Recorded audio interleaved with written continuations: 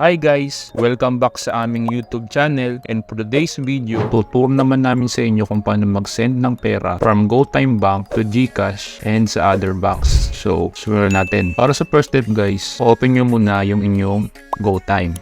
So guys, kung wala pa kayong GoTime app, pwede nyo ma-download sa Play Store kung kayo Android user, and sa App Store kung kayo naman ay iOS user. And then, take note lang guys, ang kagandahan sa GoTime Bank, meron silang tatlong free transfer sa other banks every week. Ibig sabihin, pag nag-send ka ng pera sa other banks, ito ay free of charge. Wala silang kakaltasin sa pera nyo. So, tuloy natin guys. So, para makapag-send kayo ng pera sa GCash or sa other banks, tap nyo lang ito, send/transfer.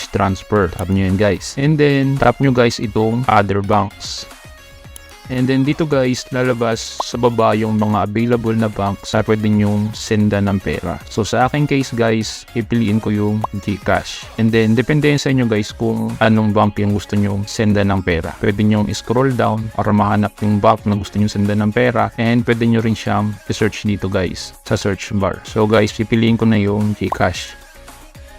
And then dito guys, ilalagay nyo lang kung magkano yung isi-send nyo. So sa akin, and then kapag okay na guys, tap nyo lang yung next. And then dito guys, lalagay nyo yung account number nung pagsesenda ninyo. And then yung kanyang account name. And then dito pwede rin kayong maglagay ng note, pero ito guys ay optional. Pwedeng lagyan, pwede rin namang hindi. Ngayon kung okay na guys, tap nyo na yung next.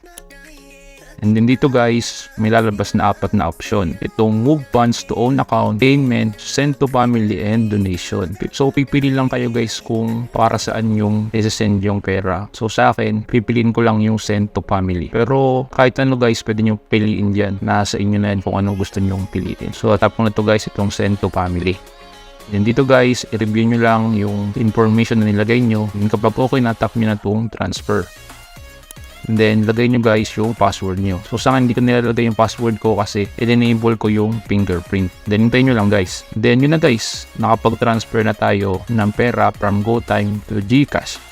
So, ganoon lang siya kadali guys. Yun lang guys for today's video. Sana may natutunan tayo sa tutorial na ito. At kung nagustuhan nyo yung video na ito, huwag nyo kalimutang i-like, comment, and subscribe para updated kayo sa mga bago naming ilalabas na mga video. Salamat guys sa panonood. Ingat kayo.